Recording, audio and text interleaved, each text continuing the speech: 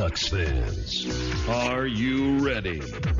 You are listening to the Ducks and Pucks podcast with your hosts, Mike Walters and Eddie Jones. This is the #1 home for Anaheim Ducks talk and analysis. Here we go. Welcome to the show. This is your host, Mike Walters, along with my co-host, Eddie Jones, and we have a special show for you this week. There's not a whole lot of news going on out there with the Ducks, so we're going to take a lot of the fan questions that we received this week. A lot of people are, impatient and anxious as the season's coming up, and the Ducks haven't been doing, a whole lot lately. So we have a whole lot of questions that we're going to get to. We're going to talk about a couple other things, the Vegas team name drama that's going on right now. We're also going to talk about the Heritage Classic.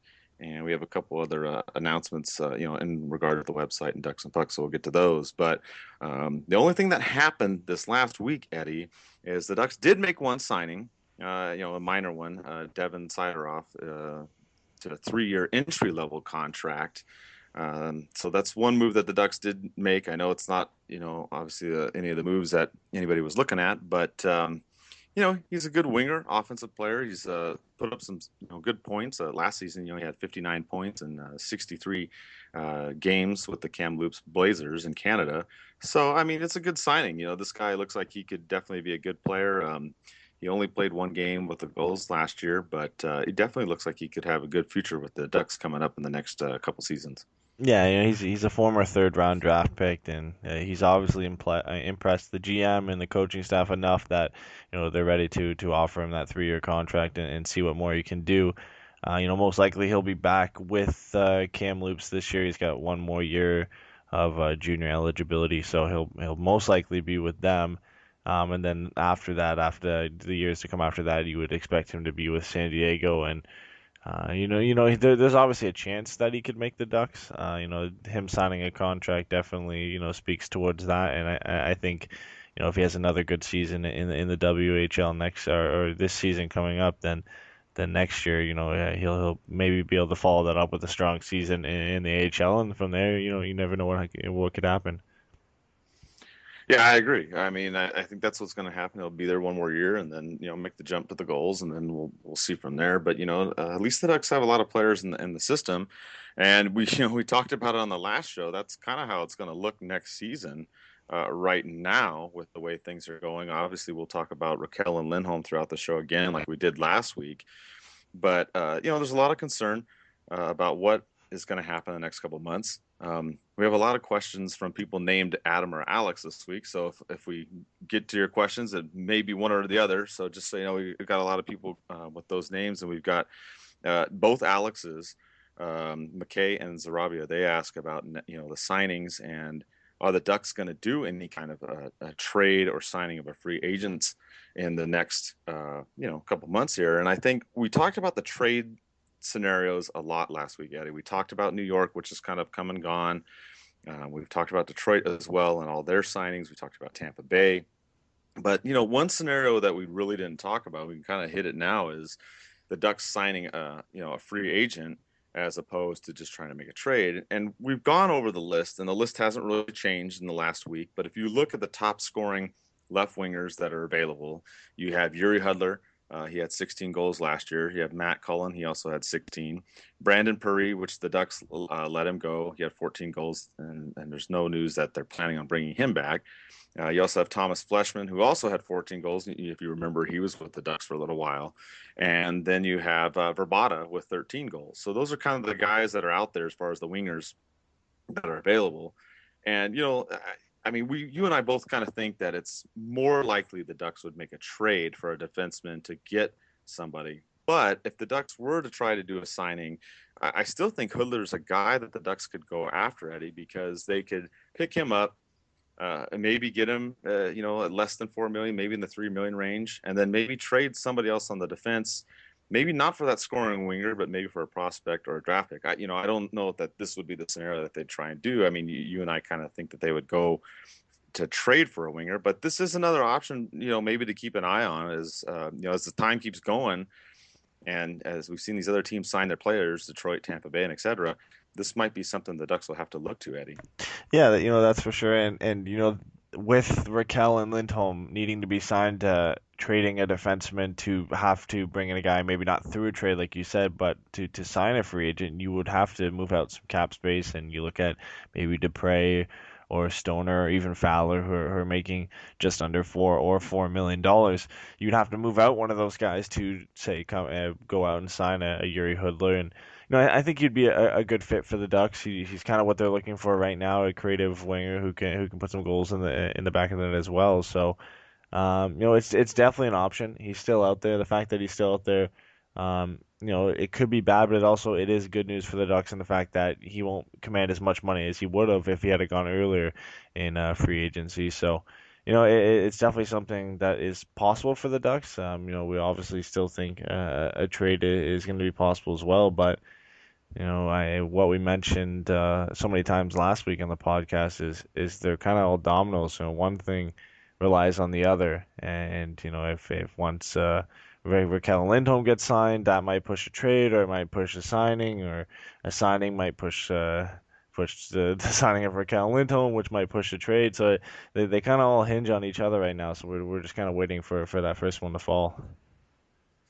I'm kind of surprised, Eddie, that Hoodler's still available. I mean, I don't know. It's kind of weird. I thought maybe he would have been picked up sooner. On this list, the wingers that are scored goals and stuff. I mean, you look at most of these guys that are left, and most of these guys, they're either up there in age or maybe they're more of a bottom six type guy. But I mean, Hoodler's a guy that he could come in and play a top six wing position. I mean, are you a little surprised that he's still hanging out there?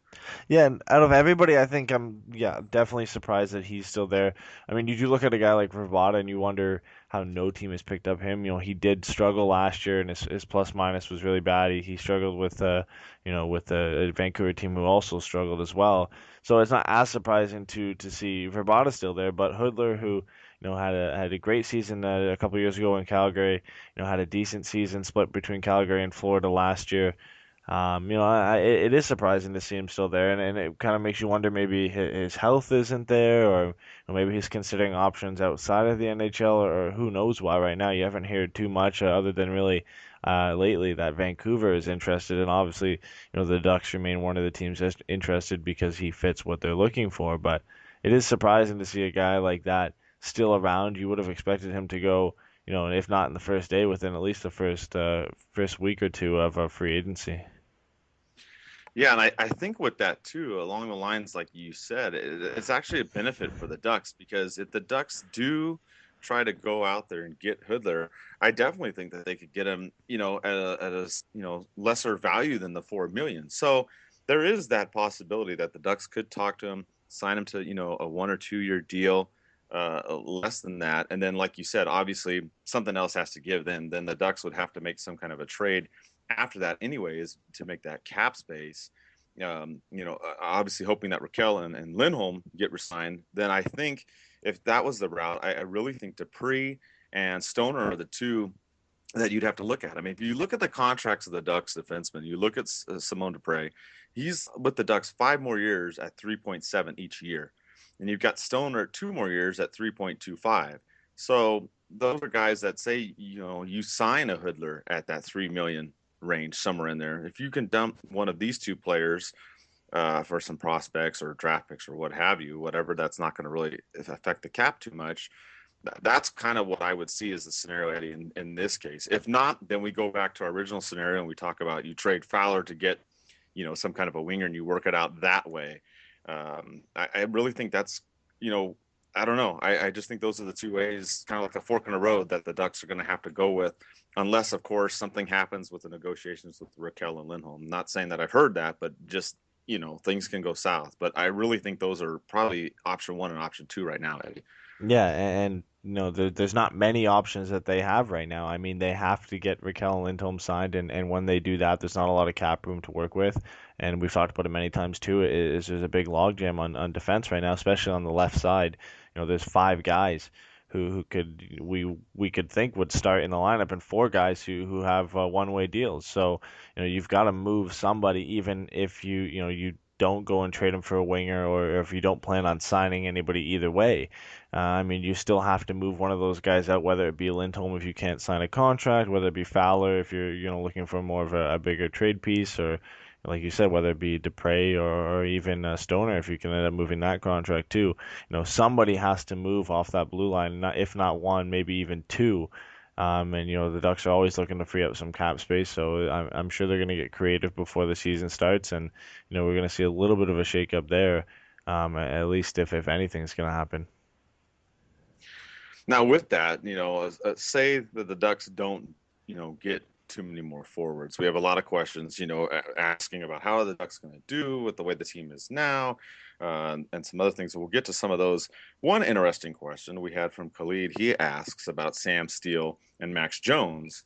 If the Ducks don't fill up this roster, which is right now is short. We've talked about this. It's not a big secret. They don't have enough forwards to play unless they pull from the goals or somewhere else.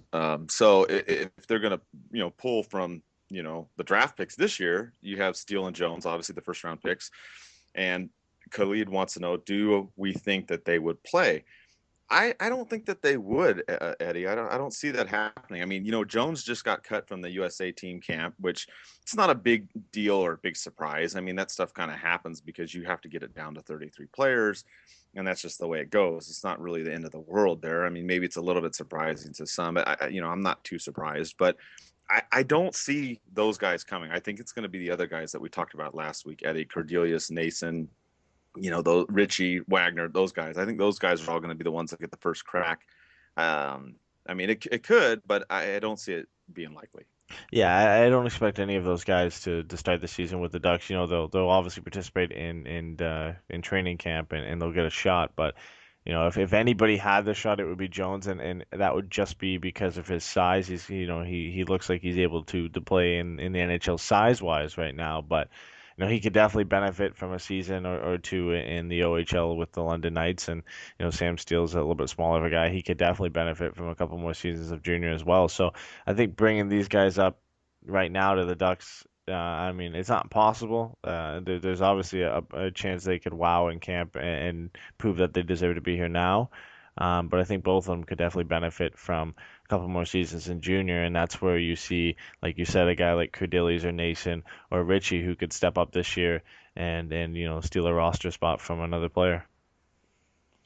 Yeah, I agree, and that's kind of along the lines of what Murray's talked about too. He doesn't like to rush players as well. We've seen that. He doesn't like to push unless he really has to. Which, I mean, it may happen this season with the way it's gone so far. But I'd rather them, get some more time under their belt playing, before they come, to the Ducks, obviously.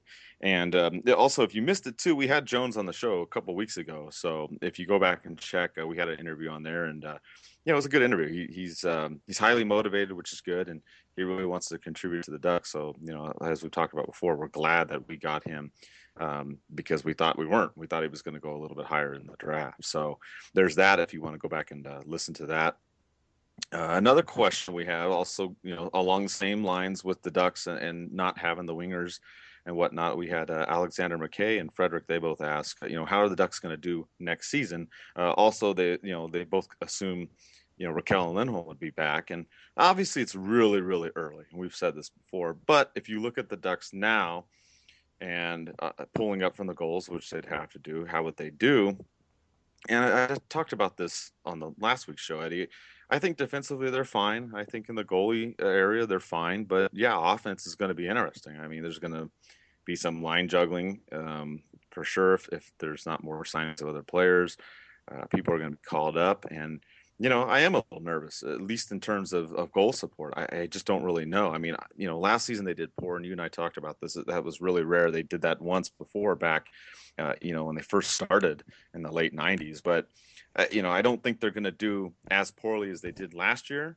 But I definitely think the expectations aren't as great going into this season as we've had for, the last 4 or 5 seasons.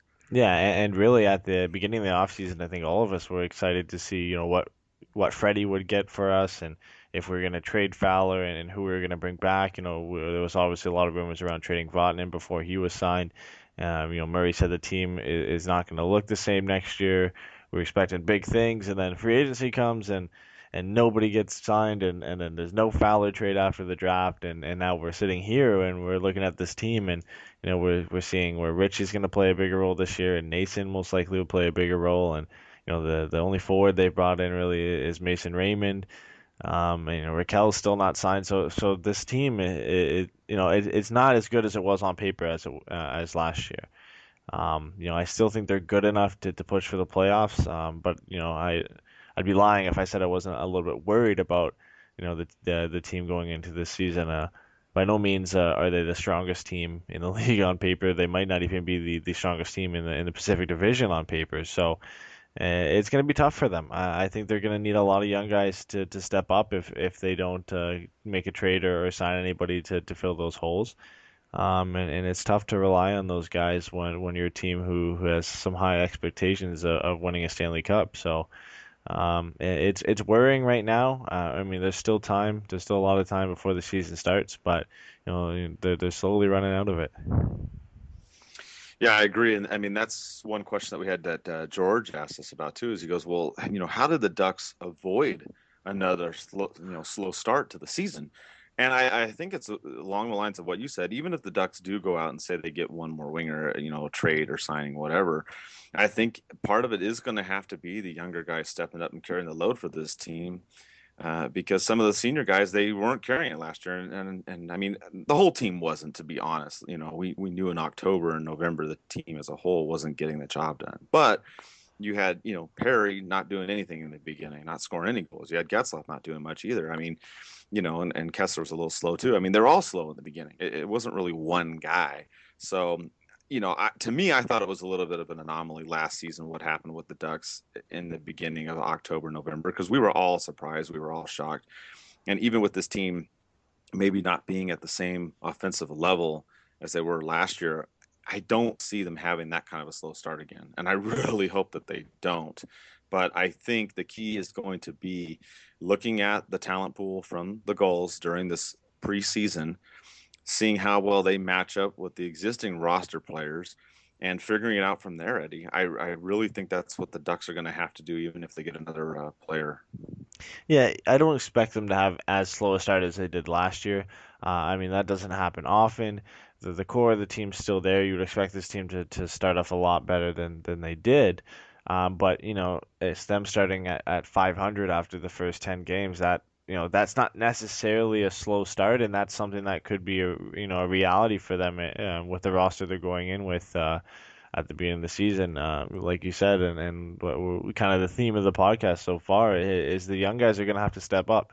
We all expect Theodore to play full-time minutes next year, depending on if there's a trade made or what they do on the blue line.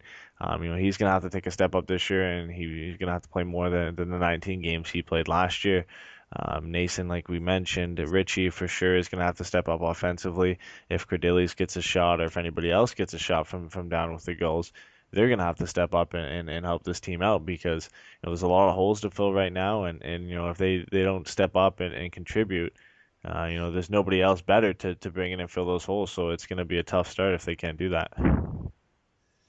And along that youth movement, that's what we talked about, like you said on the last show.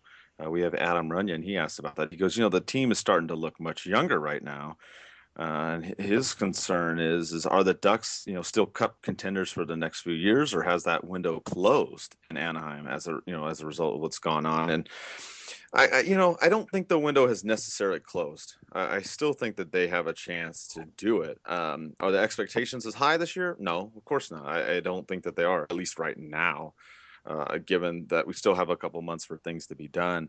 In fact, Silverberg was signed on this date a year ago. So, there's a possibility that Raquel and Lindholm will get signed around maybe this week or later this month, and hopefully those get done. But I don't think the window's closed just yet. It may be shortened a little bit, based upon what's going on, but I think they still have a chance to do well this season and next season. But it's definitely going to be an interesting start, especially with the new coach and new offensive personnel. The defense is still all there. So, that's the strength of the Ducks, which is a good thing. I mean, you want to have a strong blue line. So I'm happy with that. But what do you think, Eddie? Do you think the window's closed or maybe narrowed like I talked about, or what's your thoughts on that? I think it's narrowed, but by no means is it closed. I mean, the blue line is so young and we've got John Gibson in it who's only 22. That that helps to extend the window. It's up front, which we've mentioned a lot of times is the issue right now with Getzlaf, Perry, and Kessler going into the season over 30. That side of the window is closing down. And yes, the team is a lot younger with Nason and Richie and Cordelis and some others coming into it. But the core is what the problem is, and our best players in Getzlaf, Kessler, and Perry are getting older, and that's the issue right now. And you're kind of seeing the same kind of transition that Detroit's been having to make with Zetterberg and with Datsuk and Cronwall and the older guys that they've had, kind of transitioning into the Tatar and the Nyquist and the Riley Shahans and the younger players in their system. So it's kind of a similar transition right now that the Ducks are having to make, and it doesn't mean that they're going to be expecting a higher draft pick. I think the talent is still there. The core of the forwards are still there. The Kessler line with Cogliano, Silverberg is still there. Getzlaf and Perry are still there. Raquel's still going to be there. I think this team is good enough to challenge for a playoff spot, so I don't think we have to worry about getting a high pick. But you just gotta watch it. The window is narrowing. The turnover is there on the blue line, but it's not quite there yet in the forwards. That brings us to another question from another Adam. Adam Kunos, he asks about next season and, what are the goals of the Ducks? Is it to win the division? Is it to make the playoffs or, what's the deal? What are we trying to do? And, well, we've seen what happened with winning the division has done the last 4 years, and we've talked about that before. So I really don't. I mean, it would be nice for the Ducks to go and win the division, but I don't really think they care. I mean, as far as that, because it hasn't translated to anything in the playoffs. I mean, one season, obviously, they got within one game of the Stanley Cup, but the other 3 seasons, they've been knocked out in the first and second rounds. So I don't really think that's a priority. Making the playoffs, absolutely. They want to make the playoffs. And I think that this team right now, as we talked about, is still good enough to make the playoffs. And I think that they can do well going forward, like you talked about, having Gibson and Net being, having a young blue line that's absolutely solid. So I think that they can do it. Maybe a lot of low scoring tight games, which is what we might see, is kind of what we saw, the beginning of last season. But I think that's the priority, and I think that's what they're going to be able to do. I still see this team making the playoffs. I don't know if they'll win the division, which personally, I don't really care if they win the division either. I mean, and we've talked about this. I've talked to a lot of fans about this, and they are like, when you get that banner at the beginning of the season and it shows the division title, it's like you don't really care. It's just like buying a Pacific Division Championship hat or shirt. If you look, those are still on sale. Nobody cares. That's not a big deal. We all want the big thing. Obviously, want the cup. So I think the priority for sure is the Ducks to make the playoffs and obviously stay healthy. And I think that's what's going to, be the theme starting this season, Eddie. Yeah, and if you were to ask Murray, of course he would say that the goal this year is to win the Stanley Cup. This team is still good enough to get there. But realistically, the division, I don't think the division championship matters to them. I think making the playoffs is their main goal. If you get there, anything can happen from there.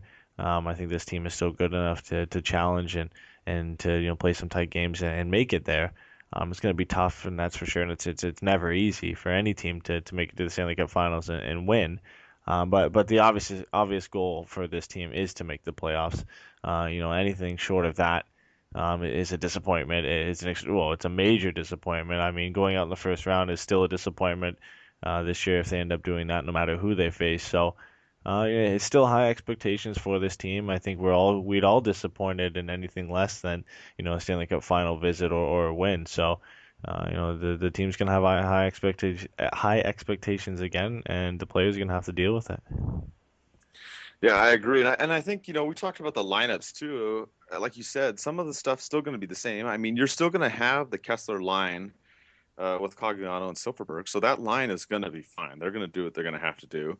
I think one question that they're going to have to, figure out, which they went back and forth on this last year, is whether or not you play Perry and Getzlaf together. Because you remember they had them separate. They had Perry with Raquel, and then they went back and they had Perry and Getzlaf. So you saw that both last year. So that's one huge question I have going into next season is what do you do? Because it looks like the Kessler line is pretty much going to stay the same, hopefully, because it worked last year. I don't think Randy Carlyle would change that line around. It would be silly if he did that. And we talk about the fourth line. We know the fourth line is pretty much going to be made up of Bowl that came over, and you're going to have Wagner on that line. Obviously, Nate Thompson's going to be out, and he's going to have to come, back in later in the season. But you're going to have those kind of guys on there, and Garbutt as well, on that fourth line is what you're going to see. So that's, what you're going to get out of that, which is going to be a tough grinding line, which, I know some people are kind of like, oh, I don't Bull. They're like, I don't know about him, and Garbutt and the fourth line, whatever. But, I like that line. I think that line's going to be good. I think they're going to be tough. I think they're going to really frustrate other teams. And I like that. So I'm good with that, too. I think the big issue is really just figuring out the Getzlaf line and the Raquel line. And I think one option, too, is you have Mason Raymond playing. He can play either wing. So if you had him with Raquel, then you could either bring up Cordelius or Nason, have them play on the other wing and see how that works out, and then throw Richie with the Twins. That may be, a lineup. Or you try and switch it around. You throw Perry with Raquel, and then you throw one of the Nason or Cordelius up with Getzlaf. And maybe that works out, and maybe they gel together. But that's what I kind of see right now. Obviously, assuming Raquel is re-signed and assuming that the Ducks don't get anybody else and they're going to have to bring up some players, that's really the way that the lines shake out. You've got, two of the lines pretty much done, Eddie, and then the other two are in flux right now. And that's just what we're going to have to look at for the next month or two. Yeah, and there's really just those two holes to fill on each line. You've got, if Raymond comes up and he does play with Raquel, then you've got that hole on the Raquel line with him that you've got to fill, and then you've got the left wing that you got to fill with Getzlaf and Perry. And that's been the issue for the Ducks for a long time now, and we've waited for them to make that trade. We still feel it's possible this year, obviously with the ability to possibly move Fowler for a player who could fit that role. But we'll have to see, if Richie is the guy to come up there and play on that line, and like you said, Nason might come up and play with the Raquel line, then I'm not opposed to that either. As long as they can come up and produce and prove that they can be here, then, I wouldn't be opposed to that. We still mentioned the Ducks do have to make a trade, so, if they bring in a piece to fit on the Raquel line, then that changes things as well. So, and there's no guarantee that the Getzlaf and Perry play together, and really there's no guarantee that that Kessler line stays together either. It all depends on what the coach wants to do, and if Randy wants to split up the lines or not. It's something we kind of have to wait until opening day to see. But there's definitely some holes to fill right now, and we're gonna have to wait and see kind of how those shape out.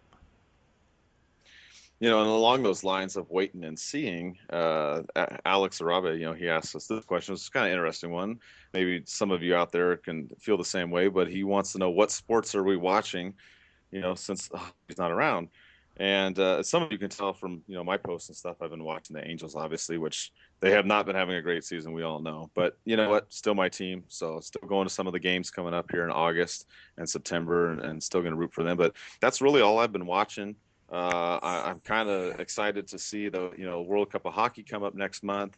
Obviously, the Rams are in town. You all know that I'm a big Rams fan, so I'm going to be happy going to some of those games as well. So I'm really excited for September. But in the meanwhile, Eddie, I've just watched some of the Angels baseball games. I haven't really watched a lot of other sports. Not so much the Olympics, a little bit, but that's really it for me, Eddie. Yeah, pretty much. I'm just waiting for hockey to come back. I mean, you get the little bit of the World Junior Summer Showcase, so it doesn't get showed on TV, but you kind of catch the highlights there and realize how much you miss of watching hockey. And other than that, I've been catching the odd Toronto Blue Jays game here and there, but I mean, there's not much on. I'm not a huge baseball fan. The soccer season, for anybody who does like soccer, starts soon as well, so you kind of get a little bit of something. I get a little bit of something before hockey starts, but I mean. I'm just waiting for October patiently right now, just so I can get back into some Ducks hockey. Well, you mentioned October too, and one thing that's coming up, that a little bit of news in the league, is we're going to see Gretzky and Solani back on the ice again in October. They're going to be playing the day before the Heritage Classic, so that should be a good thing to check out, Eddie. I mean, you're going to see some other alumni type players as well. Some other big names in that game. It should be, something fun to watch.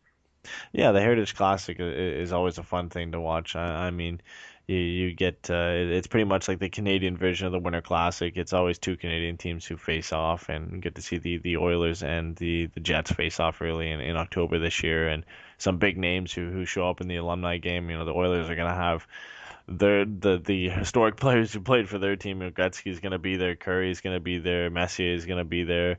You know, I'm sure there's a ton more. Maybe Paul Coffey will be there, Grant Fuhr. You never know with the Oilers. So the teams that they had in the 80s, it could be anybody.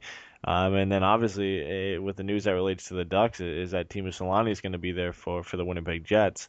So that if they air it, which would be awesome. I'm not sure that I don't think they ever really have aired the alumni games, but if it's something that they air this year, it'd be nice to see Timo play one more time. Even though it'll be in a Jets uniform, it's always nice to see him play.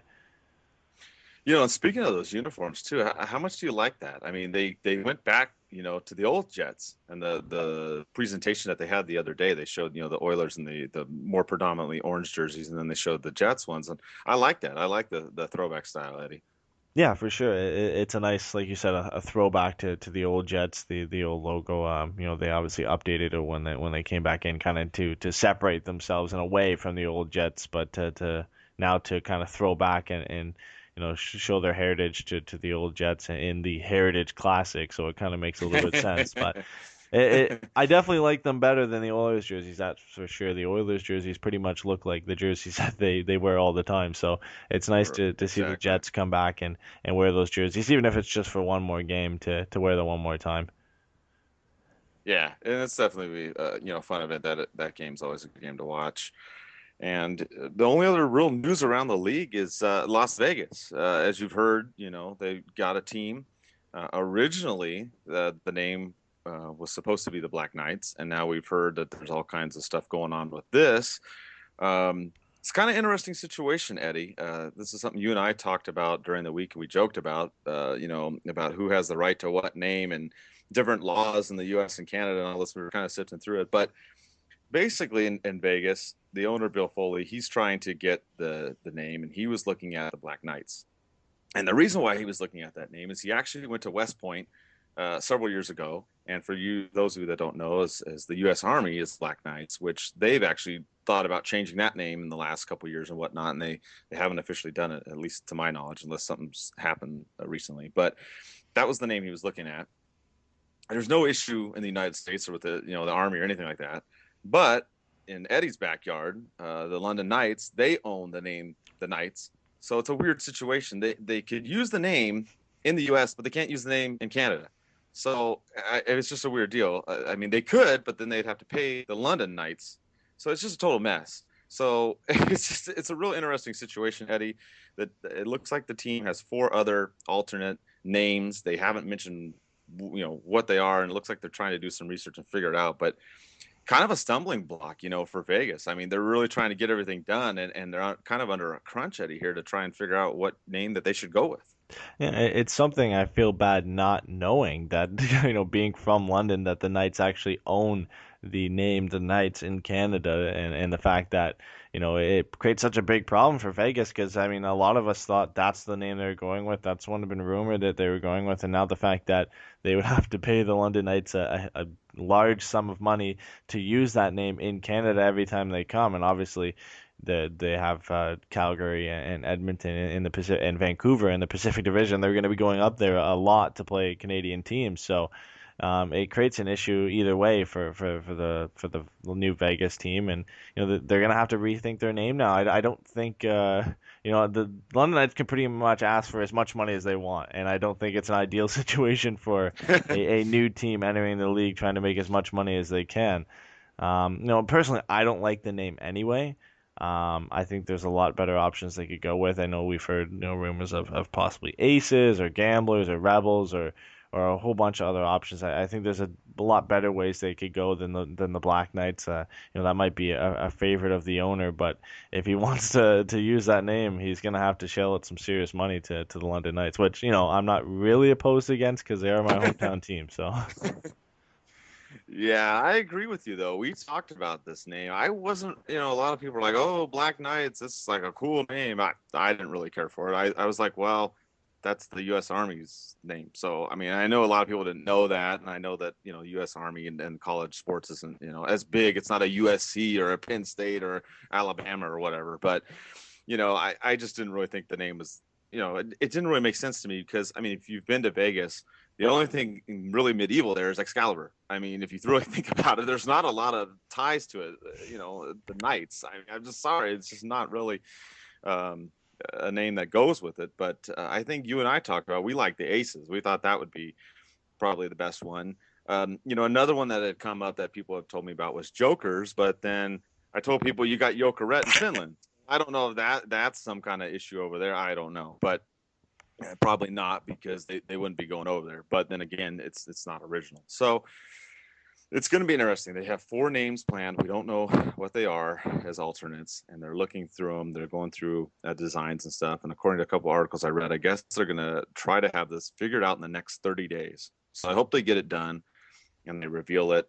It'll be exciting to see what it finally is. And hopefully it's something, more appropriate to Vegas, in whatever name that they do decide. But yeah, it's a very interesting situation. And I think this is something tough, for everybody. I mean, it was even, I can relate it to us, Eddie, even coming up with Ducks and Pucks, it was kind of trying to think of a name to come up with, because it's a little different because we talk about the Ducks. So I wanted to put the Ducks in there, but I couldn't do Anaheim Ducks, obviously, because that I would get my butt sued. So, them using Black Knights, I mean, it kind of makes sense. So they're going to have to try and find something unique, but also something that applies to Vegas. And I hope that they get it done.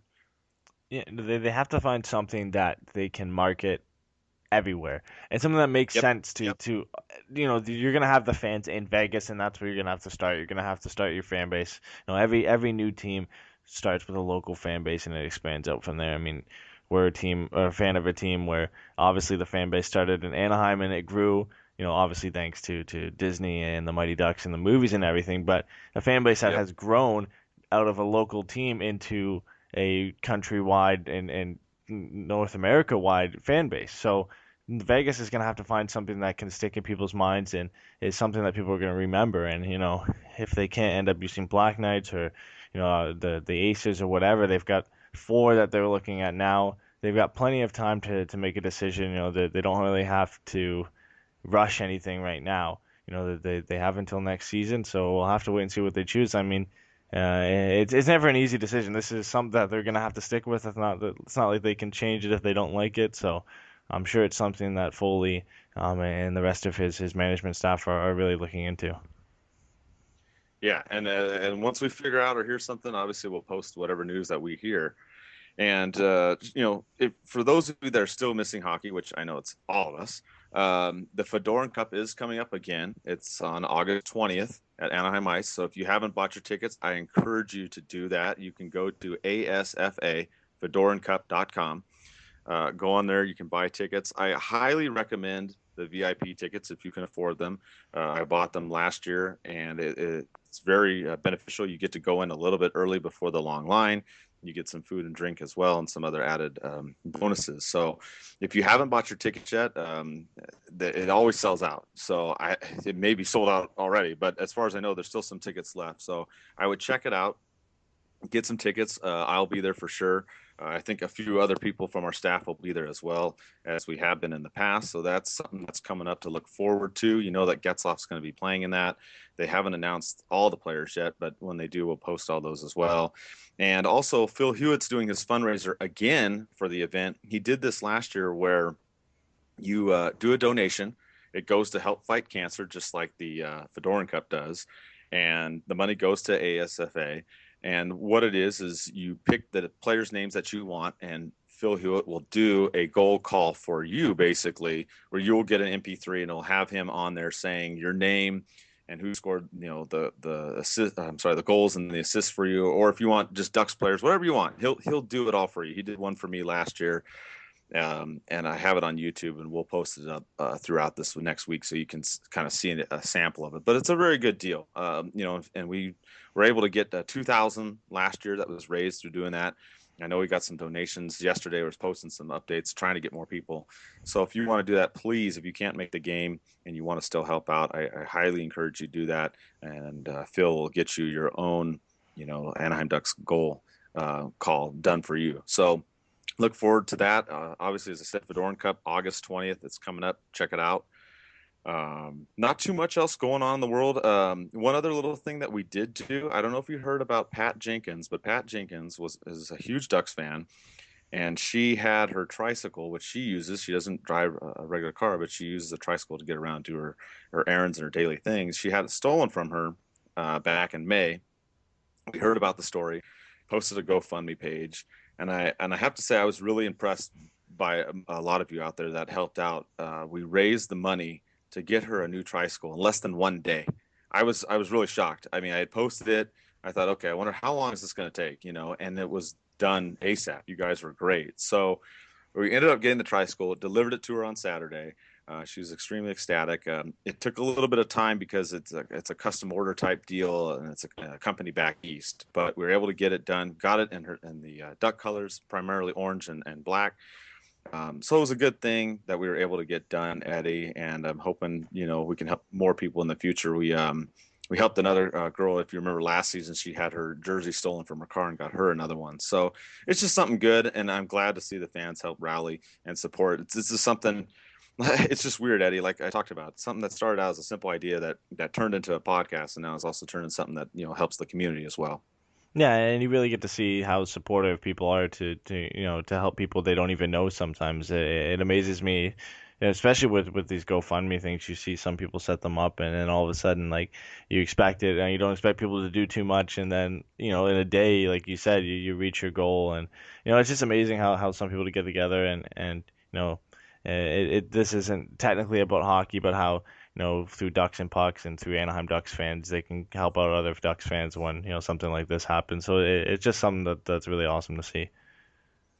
Yeah, that's great. And I appreciate everybody that helped. I mean, there's no way I could have done it by myself. I mean, yeah, I started the page, but I mean, it was you guys that all helped me. So, and I'm glad because, Pat deals with MS. She's fallen on a lot of hard times too. I'm not going to go into everything. A lot of personal stuff that she's been going through, and this is one thing that really helped her out. So I'm just very thankful that all of us could get together and do that. And with that, there's not too much other stuff going on. We're still giving away tickets to the opening season game. If you buy anything on tpnhockey.com, any type of item, every item you buy is an entry, and we're giving away a pair of tickets on there.